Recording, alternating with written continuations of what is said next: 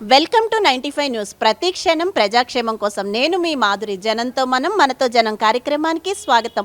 ఇప్పుడు ఈ రోజు మనం తుమ్మల బస్తీ ఖైరతాబాద్కి వచ్చేసాము. ఇక్కడ కొంతమంది ఉన్నారు, వారితో మాట్లాడేద్దాం. అసలు ఇక్కడ ఎలా ఉంది ఏంటి, వారు ఏం చెప్పాలనుకుంటున్నారు ప్రభుత్వానికి అడిగేద్దాము. ముందుగా ఇక్కడ ఒక ఆయన ఉన్నారు మనతో.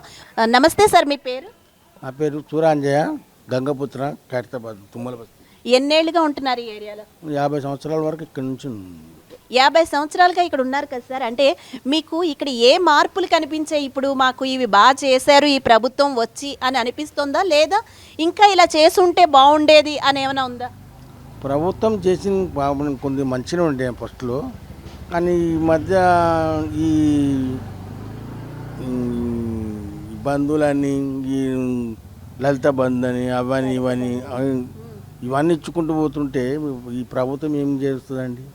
డబుల్ బెడ్రూమ్లు అని అవన్నీ. ఇప్పుడు ఉన్న ప్రభుత్వంలో ఖజానా మొత్తం ఖాళీ అయిపోయిన తర్వాత మేము వెళ్ళబోతున్నాం, అందరికీ బంధువులు ఇచ్చుకుంటూ పోతే పబ్లిక్ని సోమరిపోతులు చేస్తున్నారండి. కష్టపడాలి, ఎవరైనా కష్టపడి పైకి వస్తేనే బాగుంటుంది. ఈ బంధువులు ఇచ్చుకుంటూ అవి ఇచ్చుకుంటూ పోతే అంటే ఎవరికి వాళ్ళు ఎక్కువ పథకాలు పెట్టేస్తున్నారు. పథకాలు పెట్టి సోమరిపోతులని చేస్తున్నారు. అలా ఉండొద్దు, అందరు కష్టపడాలి, పని చేసుకోవాలి, అటువంటిదే బాగుంటుంది. ఇప్పుడు మీరేమంటారండి అసలు ఈ ఏరియా గురించి చెప్పండి. ఇక్కడంతా ఎలా ఉంది? అంటే రోడ్లు, తర్వాత వర్షాలు పడినప్పుడు అది ఇబ్బందులు అవి ఏమైనా ఉంటాయా? అన్నీ బాగానే జరుగుతున్నాయి ఇక్కడ? ఇప్పుడు కాదు, ఎప్పటి నుంచో ఇక్కడ వర్షాలు పడ్డా ఏం కాలేదండి. రోడ్లు అంత ప్రభుత్వం వేసిన ఇప్పుడు నుండి ఇక్కడే అలా ఉంది ప్రభుత్వం. అదేం లేదు, ఇక్కడ ఏం డెవలప్మెంట్ కాలేదు. కాకపోతే ఇట్లా వైర్లు ఉన్నాయి కదా, అదే సిస్టమేటిక్ ఉంది. బంచింగ్ వైర్ చేస్తాను అన్నారు, అది వేయలేరు. అనబట్టి 5 సంవత్సరాలు అయింది, ఇప్పటి వరకు కాలేదు. మా ఎమ్మెల్యే గారు ఉన్నారు, అతను వస్తాడు. ఇక్కడ ఎమ్మెల్యే ఎవరండి? దానం నాగేందర్. మీరు చెప్పండి, అంటే ఈసారి ఏ ప్రభుత్వం వస్తుంది అనుకుంటున్నారు? చెప్పలేమండి. ఓటర్ను చాలా కన్ఫ్యూజన్లో ఉన్నారు. ఓటరు కాంగ్రెస్ అనుకుంటున్నాడు.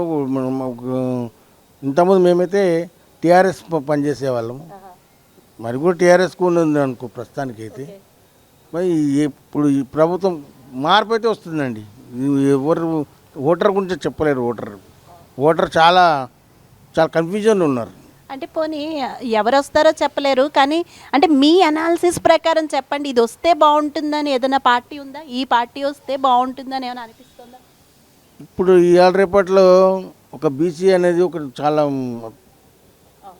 తెర మీదకి వచ్చిందండి. ఇప్పుడు అన్ని పార్టీలలో రెడ్డిస్ ఉన్నారు, ఇక్కడ మళ్ళా నిలమాస్ ఉన్నారు. మరి బీసీలకు మాత్రం అసలు గుర్తింపే లేదు. బీసీలకు గుర్తింపు అయితే రావాలి కదండి. యాక్చువల్లీ ఇప్పుడు పార్టీల్లో కూడా అదే గొడవలు కదా, ఈవెన్ బీసీలకి రావాలి అని. సో లేదండి, బీసీలకైతే రావాలి. ఇది న్యాయంగా అయితే బీసీలకు రావాలి కంపల్సరీ. అది మాత్రం నేను ఒప్పుకుంటాను. బీసీలకు అసలు లేనే లేదు. ప్రతి వాళ్ళకి రెడ్డిస్కే పని చేయాలి, ఇక్కడ నెల్మలకి పని చేయాలి. ఏంటండి జీవితం? బీసీలకైతే ఉండాలండి ఒక పత్రం. ఇప్పుడు ఎస్సీలకు ఎస్టీలకు ఉంది, మరి బీసీలకు ఎందుకు లేదు? బీసీలకు ఎందుకు వస్తలేదు? మా బీసీలకు కూడా రావాలి కదండి.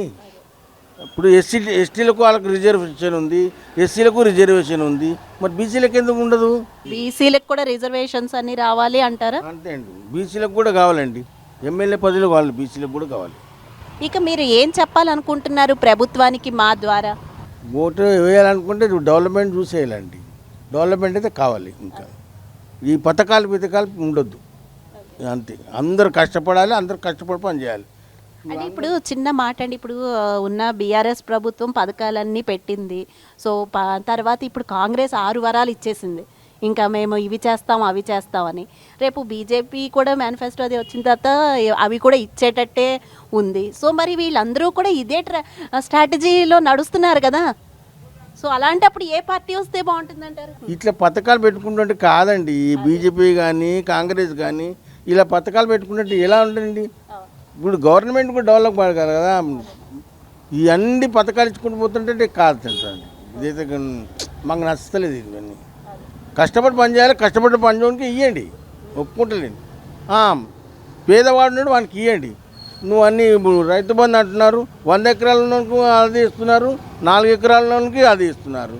మరి అదేంటండి న్యాయం చెప్పండి? అది న్యాయం కాదు కదా. 100 ఎకరాలలోనికి నువ్వు పథకం ఇస్తున్నావు, 4 ఎకరాలలోనికి పథకం ఇస్తా అంటున్నావు. మరి ఎలా చెప్పు, ఇలా ఉంటే ఎలా ప్రభుత్వాలలో? ప్రభుత్వం అట్లా ఉంటే పద్ధతి అయితే కాదండి.